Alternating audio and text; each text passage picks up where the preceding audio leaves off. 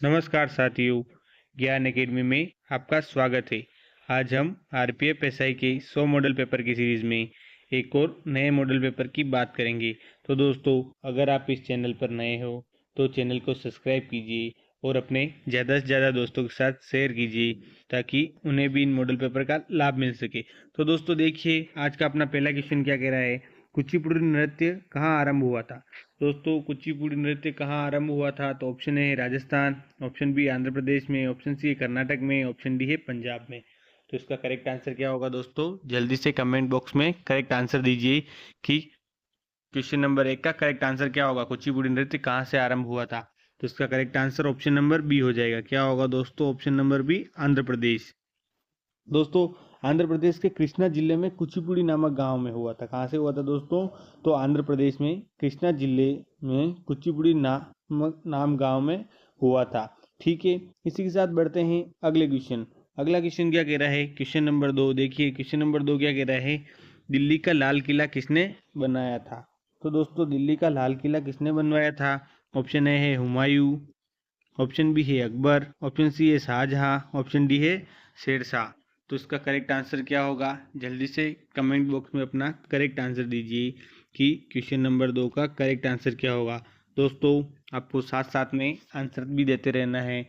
उससे क्या होगा कि आपको मोटिवेशन मिलेगा कि आपके कितने क्वेश्चन सही हो रहे हैं और कितने गलत, या आपकी तैयारी कितनी मजबूत है, इसका आपको पता लगेगा। तो देखिए, क्वेश्चन नंबर 2 का करेक्ट आंसर क्या होगा? मुगल सम्राट शाहजहां ने दोस्तों लाल किले का निर्माण किसने करवाया था? तो ऑप्शन नंबर सी हो जाएगा, शाहजहां ने। कौन है दोस्तों? मुगल सम्राट शाहजहां ने करवाया था लाल किले का निर्माण। ठीक है, तो दोस्तों निर्माण कब करवाया था? तो दोस्तों निर्माण ध्यान रखिएगा आप, कौन से काल में करवाया था निर्माण। तो ध्यान रखिएगा 1638 से 48 के बीच। 1638 से 1648 के बीच।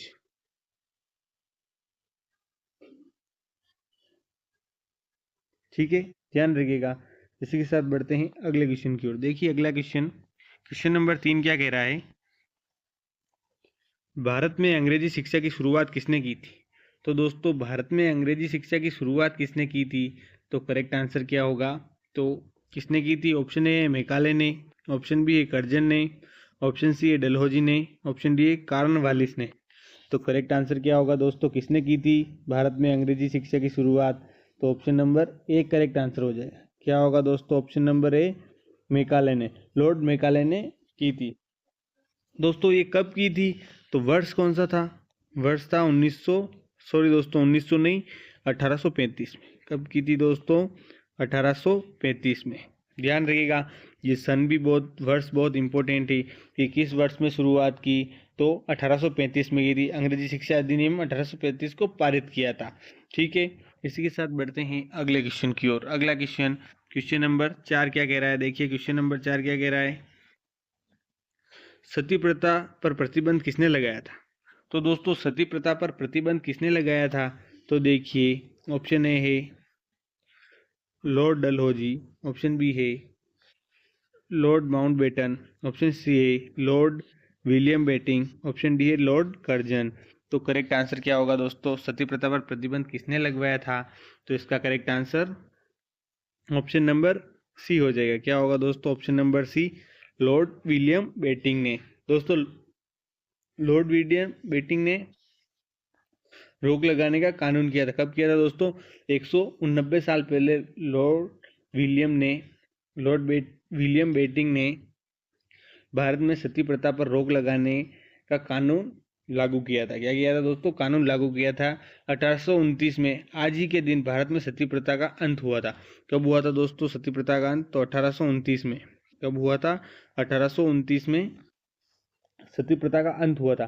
तब वायसराय लॉर्ड विलियम बेटिंग ने इस कुप्रथा पर रोक लगाने के लिए राजा राम मोहन राय को बुलाकर उनसे मशविरा किया था। क्या किया था दोस्तों? उनसे मतलब बातचीत की थी इसके बारे में। ठीक है, ध्यान रखिएगा। इसी के साथ बढ़ते हैं अगले क्वेश्चन की ओर। देखिए अगला क्वेश्चन, क्वेश्चन नंबर 5 क्या कह रहा है अपना? यांत्रिक ऊर्जा को विद्युत ऊर्जा में किसके द्वारा बदला जाता है? तो दोस्तों, यांत्रिक ऊर्जा को विद्युत ऊर्जा में किसके द्वारा बदला जाता है? तो ऑप्शन ए है ट्रांसफार्मर, ऑप्शन बी है अबमीटर, ऑप्शन सी है गैल्वेनोमीटर, ऑप्शन डी है डायनेमो। तो दोस्तों इसका करेक्ट आंसर क्या होगा? जल्दी से कमेंट बॉक्स में अपना करेक्ट आंसर दीजिए कि क्वेश्चन नंबर 5 का करेक्ट आंसर क्या होगा। तो दोस्तों इसका करेक्ट आंसर क्या हो जाएगा? यांत्रिक ऊर्जा को विद्युत ऊर्जा में किसके द्वारा बदला जाता है? तो इसका correct answer option number D होगा। क्या होगा दोस्तों? Option number D, dynamo. Dynamo द्वारा यांत्रिक ऊर्जा को विद्युत ऊर्जा में परिवर्तित किया जाता है। इसके कारण प्रेरण के फेराडे के नियम पर आधारित है। दोस्तों इसका काम किस पर आधारित है? तो इसका काम प्रेरण के फेराडे के नियम पर आधारित है। ठीक है, ध्यान रखिएगा, ये भी बहुत महत्वपूर्ण क्वेश्चन है और बहुत इंपॉर्टेंट क्वेश्चन है। ये आने वाले एग्जाम में जरूर मिलेगा आपको, 100% मिलेगा। ठीक है, देखते हैं अगले क्वेश्चन की ओर। अगला क्वेश्चन नंबर 6 क्या कह रहा है? बिल्ली को रात में अधिक दिखाई देता है। तो दोस्तों बिल्ली को रात में अधिक किसके कारण दिखाई देता है? क्वेश्चन ये कहना चाह रहा है। तो देखिए, ऑप्शन ए स्वभाववश, ऑप्शन बी है पुतली की विशेष बनावट की वजह से, ऑप्शन सी है दिन में नींद आने से, ऑप्शन डी है इनमें से कोई नहीं। तो दोस्तों करेक्ट आंसर क्या होगा? जल्दी से आप कमेंट बॉक्स में करेक्ट आंसर दीजिए कि क्वेश्चन नंबर 6 का करेक्ट आंसर क्या होगा। क्वेश्चन नंबर 6 का करेक्ट आंसर क्या होगा कि बिल्ली को रात में अधिक दिखाई देता है, तो किसके कारण दिखाई देता है? करेक्ट आंसर क्या हो जाएगा दोस्तों इसका correct answer option number B होगा। क्या होगा? Option number B. Option number B correct answer हो जाएगा। क्या होगा? पुतली की विशेष बनावट की वजह से। दोस्तों किसके कारण? तो पुतली की विशेष बनावट के कारण अधिक दिखाई देता है। दोस्तों बिल्लियों के बड़ी कोर्निया और पुतलियां जो मनुष्य की तुलना में लगभग 50% बड़ी होती है। अपने मनुष्यों की तुलना में इनकी क्या होती है? 50% बड़ी होती है। उनकी आंखों में अधिक रोशनी आने देती है। ये अतिरिक्त रोशनी उन्हें अंधेरे में देखने की मदद करती है। दोस्तों अतिरिक्त रोशनी अंधेरे में देखने की मदद करती है। ठीक है, ध्यान रखिएगा। इसी के साथ बढ़ते हैं अगले क्वेश्चन की ओर। देखिए अगला क्वेश्चन क्या कह रहा है अपना। अगला क्वेश्चन नंबर 8, क्वेश्चन नंबर 7 दोस्तों। जब हम वायुमंडल में ऊपर की ओर जाते हैं तो हम क्या होता है दोस्तों? ये क्वेश्चन ये कह रहा है जब हम वायुमंडल में ऊपर की ओर जाते हैं तो तब क्या होता है? तो दोस्तों ऑप्शन ए ताप कम होता है और दाब बढ़ता है, ऑप्शन बी है ताप बढ़ता है और दाब कम होता है, ऑप्शन सी है ताप तथा दाब दोनों बढ़ते हैं, ऑप्शन डी ताप व दाब दोनों घटते हैं। तो दोस्तों क्या होगा जब हम वायुमंडल में ऊपर की ओर जाते हैं? तो इसका करेक्ट आंसर क्या होगा? तो क्या परिवर्तन आता है जब हम वायुमंडल में ऊपर की ओर जाते हैं? तो इसका करेक्ट आंसर क्या होगा? दाब बढ़ता है लेकिन तापमान घटता है। तो देखिए दोस्तों क्या होता है? दाब तो बढ़ता है, दाब बढ़ेगा पर तापमान घटेगा, तापमान घटेगा। ठीक है, इसी के साथ बढ़ते हैं अगले क्वेश्चन की ओर। तो देखिए क्वेश्चन नंबर 8 क्या कह रहा है। देखिए अगला क्वेश्चन अपना क्वेश्चन नंबर 8 कि कौन सी नदी दक्षिण भारत की गंगा कहलाती है? तो दोस्तों कौन सी नदी दक्षिण भारत की गंगा कहलाती है? तो देखिए ऑप्शन ए है कावेरी, ऑप्शन बी है तुंगभद्र, ऑप्शन सी है गोदावरी, ऑप्शन डी है कृष्णा। तो दोस्तों कौन सी नदी दक्षिण भारत की गंगा कहलाती है? तो इसका करेक्ट आंसर क्या होगा दोस्तों? जल्दी से कमेंट बॉक्स में करेक्ट आंसर दीजिए कि इसका करेक्ट आंसर क्या होगा। तो दोस्तों इसका correct answer option number C होगा। क्या होगा दोस्तों? Option number C, Godavari. दोस्तों आपको एक बात ध्यान रखनी है कि गोदावरी के साथ गोदावरी और कावेरी दोनों होता है। दक्षिण भारत की गंगा का क्या है? गोदावरी तथा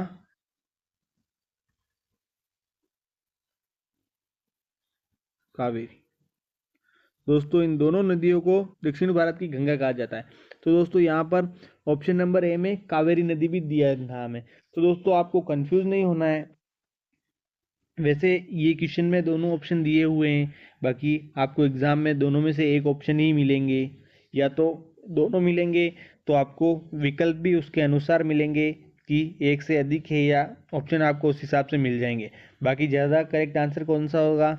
तो ज़्यादा दोनों आ भी जाए और एक ही ऑप्शन हो तो ज़्यादा आपको करेक्ट आंसर कौन सा जाना है? गोदावरी नदी। दक्षिण भारत की गंगा क्या कहलाती है? तो गोदावरी नदी करेक्ट आंसर होगा। ठीक है, कावेरी नदी भी है पर अगर दोनों आ जाते हैं तो गोदावरी नदी पर करेक्ट आंसर अपने को करना है। ठीक है, ध्यान रखिएगा। इसी के साथ बढ़ते हैं अगले क्वेश्चन की ओर। देखिए अगला क्वेश्चन नंबर 9 क्या कह रहा है। क्वेश्चन नंबर 9 क्या कह रहा है, भारत में सबसे ऊंचा बांध भाखड़ा किस नदी पर बना है। तो दोस्तों भाखड़ा नागल बांध किस नदी पर बना है, क्वेश्चन ये कहना चाह रहा है। तो देखिए ऑप्शन है झेलम, ऑप्शन बी है सतलुज, ऑप्शन सी है गोदावरी, ऑप्शन डी है व्यास।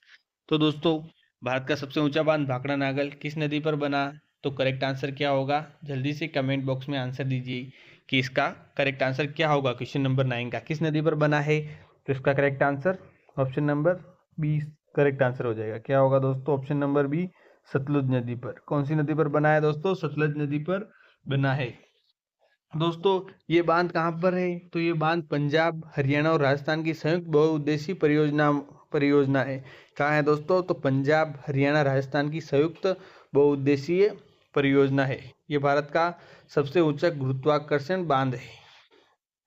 दोस्तों इसकी ऊंचाई कितनी है, तो दोस्तों इसकी ऊंचाई लगभग 207.26 मीटर। कितनी है दोस्तों, 207.26 मीटर। ठीक है। और दोस्तों ये बांध कहाँ बना है, तो पंजाब राज्य के होशियारपुर जिले में। दोस्तों होशियारपुर जिले में सतलुज नदी पर बनाया गया है। ये बांध पंजाब राज्य के होशियारपुर जिले में सतलुज नदी पर बनाया गया है। ठीक है। कौन सा बांध, तो भाखड़ा नागल बांध। ठीक है। इसी के साथ बढ़ते हैं अगले क्वेश्चन की ओर। देखिए अगला क्वेश्चन नंबर 10। क्वेश्चन नंबर 10 क्या कह रहा है, भारत में किस राज्य को भारत का खाद्यान्न भंडार के रूप में जाना जाता है। दोस्तों भारत के किस राज्य को भारत का खाद्यान्न भंडार के रूप में माना जाता है, तो देखिए ऑप्शन ए है उत्तर प्रदेश, ऑप्शन बी है पंजाब, ऑप्शन सी है हरियाणा, ऑप्शन डी है तमिलनाडु। तो करेक्ट आंसर क्या होगा दोस्तों, भारत का खाद्यान्न भंडार किसे माना जाता है, कौन से राज्य को माना जाता है, तो इसका correct answer option number B हो जाएगा। क्या होगा दोस्तों, ऑप्शन नंबर बी पंजाब को। क्या होगा, ऑप्शन नंबर बी पंजाब को भारत के अन्न भंडार के रूप में भी जाना जाता है। क्या जाना जाता है दोस्तों, भारत के अन्न भंडार के रूप में जाना जाता है। ठीक है। इसी के साथ बढ़ते हैं अगले क्वेश्चन की ओर। देखिए अपना अगला क्वेश्चन नंबर 11 क्या कह रहा है, भारत की मुख्य भूमिका दक्षिण नोक है। तो दोस्तों भारत की मुख्य भूमिका दक्षिण नोक कौन सा है, तो देखिए option A Calimere Point, option B है केप कैमोरिन, ऑप्शन सी है इंदिरा पॉइंट, ऑप्शन डी है इनमें से कोई नहीं। तो दोस्तों दक्षिण नोक कौन सा है, करेक्ट आंसर क्या होगा, जल्दी से कमेंट बॉक्स में अपना करेक्ट आंसर दीजिए। इसका करेक्ट आंसर क्या होगा दोस्तों, तो दक्षिण नोक कौन सा है, option number B correct answer हो जाएगा। क्या होगा दोस्तों, केप कैमोरिन। दोस्तों केप कैमोरिन क्या है, केप कैमोरिन कन्याकुमारी भी आ सकता है। ऑप्शन क्या हो सकता है, दक्षिणतम बिंदु कन्याकुमारी। तो ये भी आपको ध्यान रखना है, कन्याकुमारी भी अगर ऑप्शन में दिया है तो करेक्ट आंसर क्या होगा, कन्याकुमारी। और दोस्तों अगर आपको दक्षिण पॉइंट पूछते तो दक्षिण पॉइंट कौन सा है, तो दक्षिणतम बिंदु कौन सा है, तो दक्षिणतम बिंदु कौन सा है, इंदिरा पॉइंट। और उत्तरी बिंदु कौन सा है भारत का, तो इंदिरा कॉल। आपको ये पता है होगा, पुराने मॉडल पेपर में अपन ने ये क्वेश्चन लिया हुआ है, इंदिरा पॉइंट इंदिरा कॉल वाला पूरा आपको अच्छे से समझाया है। तो दक्षिण नोक पूछा है, तो दक्षिण नोक कौन सा है, केप कैमोरिन। क्या होगा दोस्तों, केप कैमोरिन करेक्ट आंसर होगा। केप कैमोरिन नहीं हो तो कन्याकुमारी। मुख्य भूमिका दक्षिण नौ कौन सा है, तो कन्याकुमारी या केप कैमोरिन है। ठीक है, ध्यान रखिएगा। इसी के साथ बढ़ते हैं अगले क्वेश्चन की ओर। देखिए अगला क्वेश्चन क्या कह रहा है अपना अगला क्वेश्चन नंबर 12। तो क्वेश्चन नंबर 12 क्या कह रहा है, भारत की कौन सी पर्वत श्रेणी नवीनतम है। तो दोस्तों भारत की कौन सी पर्वत श्रेणी नवीनतम है, तो देखिए ऑप्शन ए है हिमालय, ऑप्शन बी है सह्याद्री, ऑप्शन सी है अरावली, ऑप्शन डी है सतपुड़ा। तो दोस्तों नवीनतम पर्वत श्रेणी कौन सी है और प्राचीन नवीनतम श्रेणी कौन सी है, आपको दोनों आंसर देने हैं। तो जल्दी से कमेंट बॉक्स में अपना करेक्ट आंसर दे दीजिए कि नवीनतम, पहले तो नवीनतम पर्वत श्रेणी कौन सी है तो वो नाम बताइए। तो दोस्तों भारत की कौन सी पर्वत श्रेणी नवीनतम है, तो करेक्ट आंसर क्या होगा इसका, ऑप्शन नंबर ए हो जाएगा। क्या होगा दोस्तों, शिवालिक हिमालय। करेक्ट आंसर क्या होगा, हिमालय। दोस्तों हिमालय की सबसे बाहरी एवं दक्षिणी श्रृंखला जो एक नवीन पर्वत श्रेणी भी है। क्या है दोस्तों, नवीन पर्वत श्रेणी है दोस्तों। तो नवीनतम पर्वत श्रेणी कौन सी है, हिमालय। और प्राचीन पूछ ले तो प्राचीन कौन सी है, तो ध्यान रखिएगा प्राचीन पर्वत श्रेणी कौन सी है? तो अरावली। करेक्ट आंसर क्या होगा? प्राचीन नवीन श्रेणी कौन सी है? तो प्राचीनतम पर्वत श्रेणी अरावली है। ठीक है, इसी के साथ बढ़ते हैं अगले क्वेश्चन की ओर। देखिए अपना अगला क्वेश्चन, क्वेश्चन नंबर 13 क्या कह रहा है? तो दोस्तों क्वेश्चन नंबर 13, योग्यता के आधार पर भर्ती का विचार सर्वप्रथम किसमें व्यक्त किया गया था? तो किसमें व्यक्त किया गया था योग्यता के आधार पर भर्ती का विचार? तो ऑप्शन ए है इस्लिंगटन आयोग, ऑप्शन बी है ली आयोग, ऑप्शन सी है मैक्सवेल समिति, ऑप्शन डी है मेकाले समिति। तो दोस्तों करेक्ट आंसर क्या होगा? आप जल्दी से कमेंट बॉक्स में करेक्ट आंसर दीजिए कि योग्यता के आधार पर भर्ती का विचार सर्वप्रथम किसमें व्यक्त किया गया था? कौन सा आयोग था जिसमें व्यक्त किया गया था? तो दोस्तों किस समिति में आयोग व्यक्त किया गया था? तो ध्यान रखिएगा, इसका correct answer option number D हो जाएगा। क्या होगा दोस्तों? मेकाले समिति। क्या है दोस्तों? मेकाले समिति। कब पेश किया गया था? तो 1854 में पेश किया। ये डेट भी ध्यान रखिएगा, बहुत महत्वपूर्ण डेट है दोस्तों। इसमें से क्वेश्चन पूछते हैं कि योग्यता के आधार पर भर्ती का विचार सर्वप्रथम किसमें व्यक्त किया था? तो मेकाले समिति में किया गया था दोस्तों। ये ध्यान रखिएगा आप, बहुत महत्वपूर्ण क्वेश्चन है दोस्तों। ब्रिटिश संसद की प्रवर समिति की लॉर्ड मेकाले की रिपोर्ट के बाद, कौन सा दोस्तों? लॉर्ड मेकाले की रिपोर्ट के बाद भारत में योग्यता आधारित आधुनिक सिविल सेवा की अवधारणा दोस्तों कब की? तो ध्यान रखिएगा 1854 में पेश की गई थी। ठीक है, इसी के साथ बढ़ते हैं अगले क्वेश्चन की ओर। देखिए अपना अगला क्वेश्चन किसका है देखते हैं दोस्तों। अगला क्वेश्चन अपना 14, क्वेश्चन नंबर 14 क्या है? मैथ्स का क्वेश्चन है। तो देखते हैं मैथ्स का क्वेश्चन क्या कह रहा है। ए बी से 25% अधिक हो। क्या हो दोस्तों? ए बी से 25% अधिक हो तो बी ए से कितने प्रतिशत कम होगा? दोस्तों क्वेश्चन क्या कह रहा है? ए बी से 25% अधिक है। तो दोस्तों ये बी 100 मान लेते हैं अपन, बी को 100 माना, और ए कितना है? 125 हो गया है। क्यों 125 क्यों हुआ? कि बी से 25% अधिक है। कितना अधिक है? तो 25%। तो 100 में 25 जोड़ेंगे तो कितना आएगा? 125। अब क्वेश्चन क्या कह रहा है? बी ए से कितने प्रतिशत कम है? तो दोस्तों ये से वाला नीचे आ गया 125, और ए बी से कितने प्रतिशत, बी ए से कितने प्रतिशत कम है? तो दोस्तों बी ए से कितने प्रतिशत कम है? तो 25%। तो यहाँ पर 25 लिख देंगे, इंटू कर देंगे 100। अब इसको सोल्व करेंगे तो इसको सोल्व करने पर कितना आएगा? ये 5, ये कट गया 20%। कितना आएगा दोस्तों? तो कितना कम है? 20% कम है। बी ए से कितने प्रतिशत कम है? तो 20%। और 20 कौन से ऑप्शन नंबर में है? तो option number B correct answer हो जाएगा। कितने प्रतिशत? तो 20% कम है। ठीक है, इसी के साथ बढ़ते हैं अगले क्वेश्चन की ओर। देखिए अपना अगला क्वेश्चन नंबर 15 क्या कह रहा है? 240 400 से कितने प्रतिशत कम है? दोस्तों क्वेश्चन देखने में जितना ईजी है उतना ही आपको बट्टा में लिखने में उतनी ही ज़्यादा प्रॉब्लम आएगी। तो बहुत ईजी क्वेश्चन है, बाकी देखते हैं आपका करेक्ट आंसर क्या आता है। तो जल्दी से दोस्तों 2 मिनट का क्वेश्चन है, 2 मिनट भी नहीं लगेंगे। अगर आपको आता है तो 30 सेकंड में आंसर आ जाएगा। तो दोस्तों देखिए 30 सेकंड भी मैं ज़्यादा बता रहा हूँ, पर आपकी प्रैक्टिस ना होने की वजह से आपको इतना समय लग सकता है। तो जल्दी से कमेंट बॉक्स में अपना करेक्ट आंसर दे दीजिए कि क्वेश्चन नंबर 15 का करेक्ट आंसर क्या होगा। जितना ये छोटा क्वेश्चन दिख रहा है उतना आसान भी है, पर घुमाने वाला क्वेश्चन भी। तो देखिए दोस्तों क्या कह रहा है? 240 400 से कितना कम है? तो देखिए सबसे पहले लिखते हैं 240 400 से। तो 240 400 से कितना कम है दोस्तों? कितना कम है? तो 160 कम है। ये 160 लिख दिया। ठीक है, तो अब देखते हैं क्वेश्चन क्या कह रहा है। तो कम की बात, कितना कम है? तो ज़्यादा कितना है? तो कम अपन ये ऊपर लिखेंगे। कितना कम है? तो 400 में 160। अब इंटू क्या करेंगे? 100। इंटू 100 किया। अब 2 जीरो से 2 जीरो गए, ये कितनी बार गया? 40। तो दोस्तों अपना करेक्ट आंसर क्या होगा? कितना कम है? तो 40%। और 40% कौन से ऑप्शन नंबर में है? तो ऑप्शन नंबर ए में। तो इसका करेक्ट आंसर क्या होगा? Option number A correct answer हो जाएगा। ठीक है, देखते हैं अगला क्वेश्चन क्या कह रहा है। क्वेश्चन नंबर 16 देखते हैं दोस्तों। तो देखिए क्वेश्चन नंबर 16 क्या कह रहा है, 2,000 रुपये 15% की दर से 5% का ब्याज कितना होगा। तो दोस्तों इस टाइप के क्वेश्चन मैंने पहले भी खूब करवाए हैं, तो आप जल्दी से कमेंट बॉक्स में अपना करेक्ट आंसर दीजिए कि क्वेश्चन नंबर 16 का करेक्ट आंसर क्या होगा। तो पुराने मॉडल पेपर में दोस्तों लगभग ये क्वेश्चन, ये वाला नहीं, इस टाइप के बहुत क्वेश्चन करवाए हैं, और तो इसका आपको आंसर 100% आना चाहिए। तो दोस्तों ब्याज का सूत्र क्या होता है मैंने पहले बताया हुआ है, तो जल्दी से वो सूत्र लगा के आपको सिर्फ इनटू करके आंसर बताने हैं।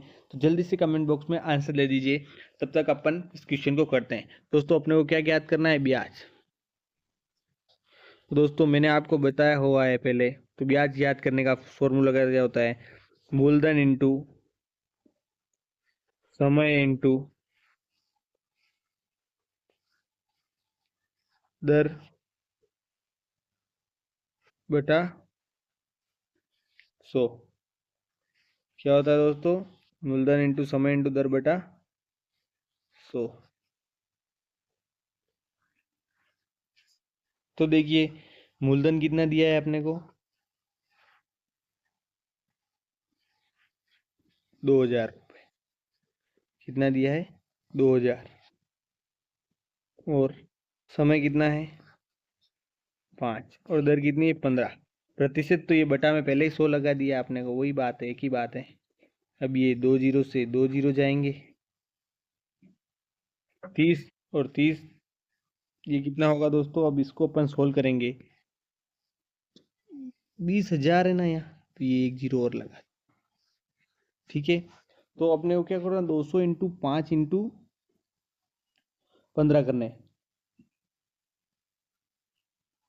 तो ये कितना होगा दोस्तों, अगर इसको सोल्व करेंगे अपन, तो इसको सोल्व करने पर अपना आंसर आएगा 15,000। कितना आएगा, 15,000। और 15,000 कौन से ऑप्शन नंबर में दिख रहा है, तो दोस्तों यहाँ पर एक जीरो और होगा। क्या होगा, एक जीरो और होगा, और ऑप्शन नंबर डी इसका करेक्ट आंसर हो जाएगा। ठीक है, ध्यान रखिएगा। इसी के साथ बढ़ते हैं अगले क्वेश्चन की ओर। देखिए अगला क्वेश्चन क्या कह रहा है, क्वेश्चन नंबर 17। देखिए क्वेश्चन नंबर 17 क्या कह रहा है, कोई धन 12 वर्ष में 37 गुना हो जाता है, तो 10% बतानी।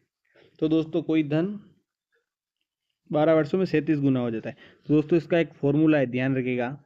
दर प्रतिशत बराबर गुना -1 अपॉन समय इंटू 100। तो दोस्तों गुना कितना दिया है, 37 गुना 37 -1 बटा क्या है, समय, समय कितना है 12 वर्ष, इंटू क्या करना है 100। तो अब क्या होगा, 36/12 इंटू 100। 36/12 इंटू 100 करेंगे तो अपना कितना आएगा, 300%। तो दोस्तों दर प्रतिशत कितनी आ जाएगी, 300%। तो ऑप्शन नंबर ए इसका करेक्ट आंसर हो जाएगा। ठीक है, इसी के साथ बढ़ते हैं अगले क्वेश्चन की ओर। देखिए अगला क्वेश्चन क्या है, क्वेश्चन नंबर 18। क्वेश्चन नंबर 18 की बात करते हैं। यदि राम श्याम से अधिक धनवान है, परंतु उतना नहीं जितना मोहन तो श्याम है। तो दोस्तों देखिए राम श्याम से अधिक धनवान है, ये राम है, किससे अधिक धनवान है, ये यहाँ नहीं लिखते हैं दोस्तों, बीच में लिख देते हैं राम। ये अधिक धनवान है किससे, श्याम से, तो ये श्याम नीचे आ गया, परंतु उतना नहीं जितना मोहन है। क्या है, जितना मोहन। तो दोस्तों मोहन श्याम से भी ज्यादा धनवान है, तो ये ऊपर सबसे ऊपर कौन है, मोहन। क्वेश्चन को ध्यान से समझिएगा, बहुत ही आसान है। तो श्याम है। ऑप्शन ए रमेश से निर्धन, रमेश नाम का इसमें कोई ऑप्शन ही नहीं है। राम से धनवान, ऑप्शन बी है। मोहन से निर्धन है, ऑप्शन डी है। मोहन से धनवान है, तो मोहन से धनवान तो नहीं हो सकता है, क्योंकि यह क्या दिया है, यदि राम श्याम से अधिक धनवान है, राम क्या है, श्याम से अधिक धनवान है, ठीक है, राम श्याम से अधिक धनवान है, चलो ठीक है, राम श्याम से अधिक धनवान है, परंतु उतना नहीं जितना मोहन है। तो दोस्तों तो क्या होगा, तो श्याम है। तो दोस्तों श्याम क्या है, मोहन से निर्धन है। ये श्याम का क्या है? मोहन से निर्धन है। क्या है? मोहन से निर्धन।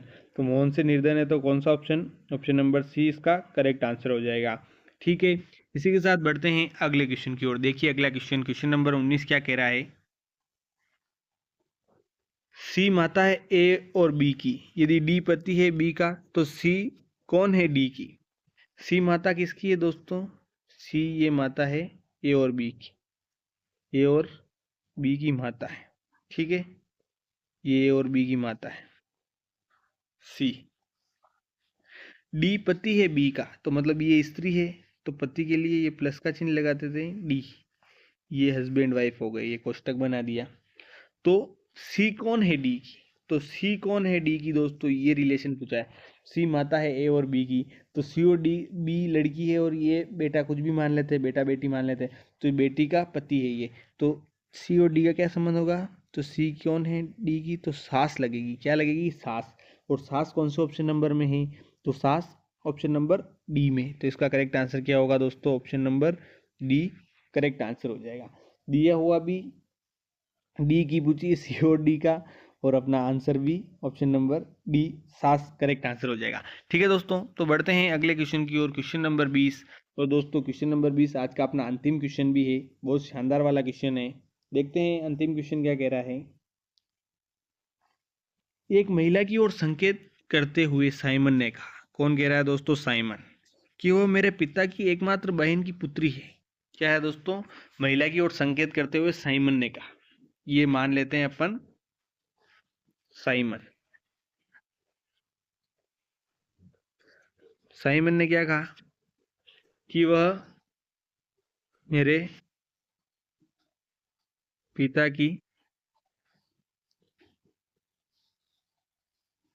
एकमात्र बहन की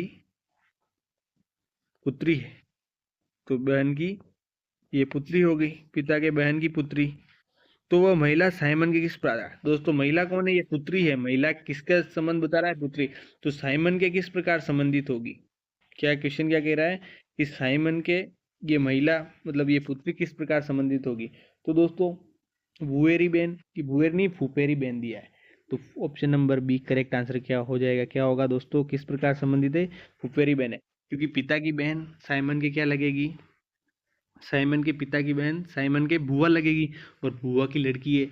या तो या बुआ तो नहीं होगा, क्योंकि अगर बहन का पूछते तो बुआ होता। अपने को बहन की बेटी का पूछा है, पिता के बहन की बेटी का संबंध बता रहा है, तो फुफेरी बहन करेक्ट आंसर हो जाएगा। तो दोस्तों ये था अपना एक और आज का नया मॉडल पेपर। कैसा लगा कमेंट बॉक्स में ज़रूर बताइएगा, और दोस्तों के साथ शेयर कीजिएगा ताकि उन्हें भी इन मॉडल पेपर का लाभ मिल सके। इसी प्रकार दोस्तों हम आपके लिए नेक्स्ट मॉडल पेपर तैयार कर रहे हैं, जल्दी लेके आएंगे। मिलते हैं अगले मॉडल पेपर में, तब तक के लिए धन्यवाद।